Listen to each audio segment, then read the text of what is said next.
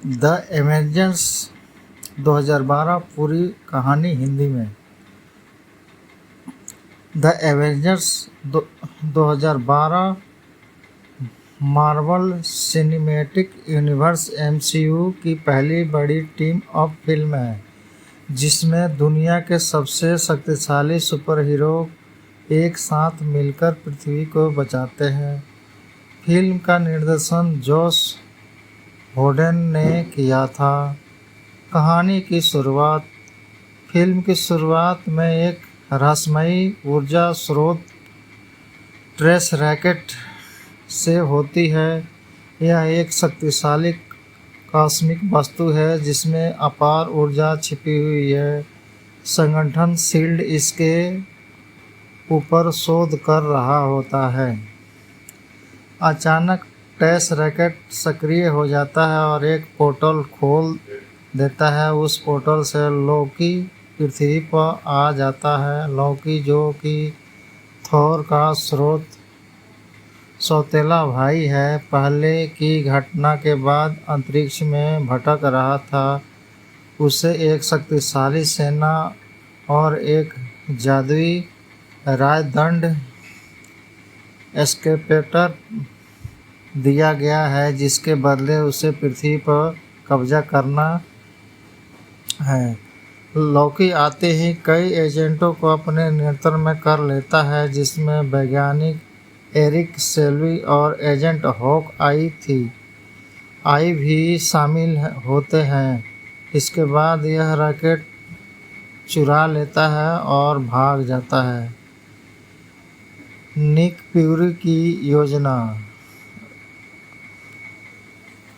लोकी के खतरे को देखकर निक फ्यूरी समझ जाता है कि अकेले इस खतरे से नहीं निपटा जा सकता, इसीलिए एवेंजर्स इनिशिएटिव को सक्रिय करता है। यह दुनिया के सबसे शक्तिशाली नायकों को इकट्ठा करना शुरू करता है। Iron man, Tony Stark, Captain American, Steve Rogers, Hulk, Bruce Banner, Thor, black widow, Natasha Romanoff, Hawkeye, Clint Barton.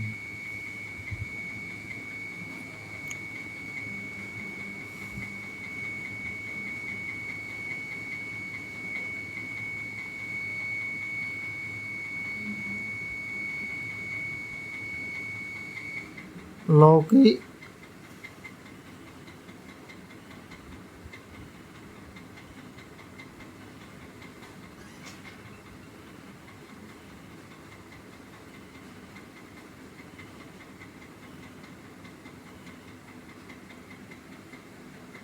Black widow Bharat पहुंचती है और वैज्ञानिक ब्रूस बैनर को ढूंढती है। ब्रूस करीब लोगों का इलाज कर रहा होता है। नताशा उसे बताती है कि ट्रेस रैकेट चोरी हो चुका है और उसकी मदद की ज़रूरत है। ब्रूस पहले माना जाता है कि क्योंकि उसे डर है कि अगर वह गुस्सा हुआ तो हुक बन जाएगा, लेकिन दुनिया को बचाने के लिए वह मदद करने के लिए तैयार हो जाता है। कैप्टन अमेरिका की वापसी। दूसरी ओर स्टीव रोजर्स, जो कई दशकों तक बर्फ में दबे रहने के बाद जगा था, अभी भी नई दुनिया में खुद को ढालने की कोशिश कर रहा होता है। निक फ्यूरी उसे मिशन के बारे में बताता है और वह तुरंत टीम में शामिल हो जाता है। टोनी स्टार्क की एंट्री होती है। टोनी स्टार्क अपने नए प्रोजेक्ट में व्यस्त होता है। एजेंट कॉल्सन उससे मिलते ही उसे मिशन में शामिल होने के लिए कहते हैं। टोनी और ब्रूस बैनर मिलकर ट्रेस रैकेट को खोजने का प्रयास करते हैं। लोकी की योजना। लोकी जर्मनी में लोगों को गुलाम बनाने की कोशिश करता है। वह चाहता है कि पूरी मानवता उसके सामने झुके। वहाँ कैप्टन अमेरिका पहुँच जाता है। लोकी लोगों को घुटने पर बैठने के लिए कहता है, लेकिन एक बुजुर्ग व्यक्ति उसका विरोध करता है। तभी आयरन मैन भी आ जाता है और लॉकी को रोक देता है। लॉकी खुद को गिरफ्तार होने देता है क्योंकि वह भी उसकी योजना का हिस्सा होता है। थॉर का आगमन। जब लॉकी को विमान में ले जा रहा होता है तभी आसमान से बिजली चमकती और थॉर आ जाता है। थॉर अपने भाई लॉकी को वापस ले जाना चाहता है लेकिन आयरन मैन और कैप्टन अमेरिका उसे रोक देते हैं। तीनों के बीच जबरदस्त लड़ाई होती है। अंत में समझते हैं कि असली दुश्मन लॉकी है। हेलिकैरियर पर तनाव। सभी लोग शील्ड के विशाल उड़ने वाले जहाज हेलिकैरियर पर पहुंचते हैं। यहाँ टीम के सदस्यों के बीच मतभेद शुरू हो जाते हैं। टोनी स्टार्क को शील्ड पर भरोसा नहीं होता है। कैप्टन अमेरिका नियमों का पालन करना चाहता है। थॉर अपने भाई को बचाना चाहता है। ब्रूस बनर हुल्क बनने से डरता है। लॉकी चाहता भी है कि आपस में लड़ पड़े। हॉक आई का हमला। लॉकी के नियंत्रण में आया हॉक आई हेलीकॉप्टर पर हमला कर देता है। भीषण लड़ाई शुरू हो जाती है। मशीनें खराब होने लगती है। इसी दौरान ब्रूस बैनर हुल्क में बदल जाता है। हुल्क इतना शक्तिशाली हो जाता है कि अपने साथियों के लिए खतरा बन जाता है। थॉर उसे रोकने की कोशिश करता है लेकिन सफल नहीं हो पाता। एजेंट कोल्सन की मृत्यु। लॉकी कैद से बाहर निकल आता है। वह एजेंट फिल कोल्सन को मार देता है।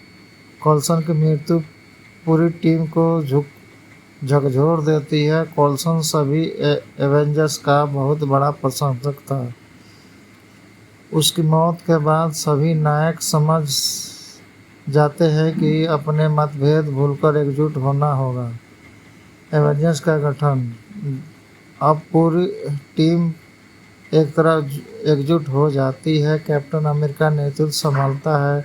आयरन मैन राजनीति बनता है। थॉर युद्ध के लिए तैयार होता है। हुल्क अपनी शक्ति का उपयोग करने का फैसला करता है। ब्लैक विंडो हॉक आई को लॉकी के नियंत्रण से मुक्ति कराती है। यहीं से असली एवेंजर टीम का जन्म होता है। न्यूयॉर्क पर हमला। लॉकी न्यूयॉर्क में टेस रैकेट का उपयोग करके एक विशाल पोर्टल खोल देता है। उस पोर्टल से एलियन सेना चैत्यूरी पृथ्वी पर हमला कर देती है। पूरी शहर युद्ध का मैदान बन जाता है। अंतिम युद्ध। आयरन मैन टोनी स्टार्क आपस में उड़कर दुश्मनों का सामना करता है और लॉकी को जान बचाता है। Captain America. वह पूरी टीम का नेतृत्व करता है और सभी को सही दिशा देता है। थॉर अपनी बिजली की शक्तियों से एलियन सेना को भारी नुकसान पहुंचाता है। Black window. वह लॉकी की योजना को समझकर पोर्टल बंद करने का तरीका ढूंढती है। हॉक आई अपनी तीर अंदाजी से दुश्मनों का सफाया करता है। हुल्क युद्ध का सबसे खतरनाक योद्धा साबित होता है। फिल्म का एक प्रसिद्ध दृश्य तब आता है जब हुल्क लॉकी को पकड़कर बार बार जमीन पर पटक देता है और कहता है, पोनी गॉड। यह दृश्य सबको बहुत पसंद आया। परमाणु मिसाइल। जब स्थिति नियंत्रण से बाहर होने लगती है तो कुछ अधिकारी न्यूयॉर्क पर परमाणु मिसाइल छोड़ने का फैसला करते हैं। मिसाइल शहर की ओर बढ़ती है। आयरन मैन उसे रोक देता है और पोर्टल के अंदर अंतरिक्ष में ले जाकर चितौरी सेना के मुख्य जहाज को नष्ट कर देता है। मुख्य जहाज नष्ट होते ही पूरी एलियन सेना बंद हो जाती है लेकिन टोनी अंतरिक्ष में फंस जाता है। सभी को लगता है कि वह मर गया। कुछ क्षण बाद वह पोर्टल से वापस गिरता है और हुल्क से उसे पकड़कर बचा लेता है। लॉकी की हार। ब्लैक विंडो पोर्टल बंद कर देती है, एलियन सेना समाप्त हो जाती है, लॉकी हार जाता है, उसे पकड़ लिया जाता है। थॉर उसे वापस एगर्ड ले जाने का निर्णय करता है ताकि उसे उसके अपराधों की सज़ा मिल सके। अंत में दुनिया बच जाती है, लोगों को एवेंजर्स को हीरो मानने लगते हैं। हालांकि सभी सदस्य अलग अलग रास्तों पर चल जाते हैं, लेकिन वो जानते हैं कि जब दुनिया को उसकी ज़रूरत होगी वो फिर साथ आएंगे। फिल्म के अंत में एवेंजर्स एक साथ बैठकर खाना खाते दिखाई देते हैं, जो खुद को युद्ध के बाद शांत का मज़ेदार दृश्य है।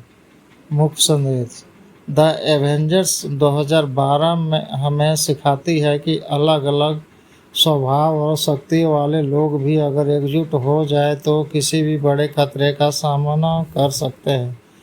टीम वर्क, विश्राम और बलिदान ही इस फिल्म का सबसे बड़ा संदेश है। थैंक यू, धन्यवाद।